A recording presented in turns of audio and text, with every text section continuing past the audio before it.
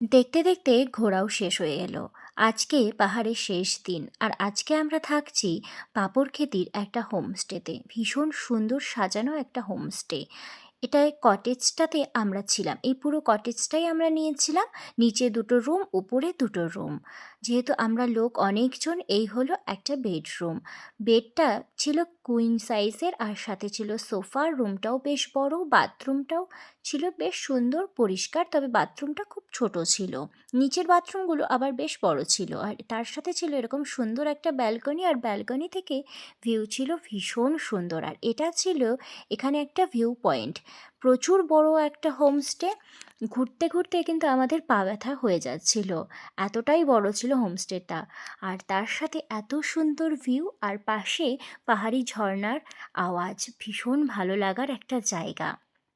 হোমস্টেটা ভীষণ ভালো হলেও সার্ভিস আমাদের ভালো লাগেনি। সার্ভিস ছিল খুবই বাজে, আর স্টাফদের বিহেভিয়ারও ছিল বেশ বাজে। হোমস্টেতে সাধারণত এরকম হয় না, তবে এই হোমস্টেটাতে আমাদের ভালো লাগেনি। এটা ছিল ডাইনিং এরিয়া। লাঞ্চে ছিল ভাত, আলু ভাজা, ডাল, মাছের ঝোল আর একটা তরকারি।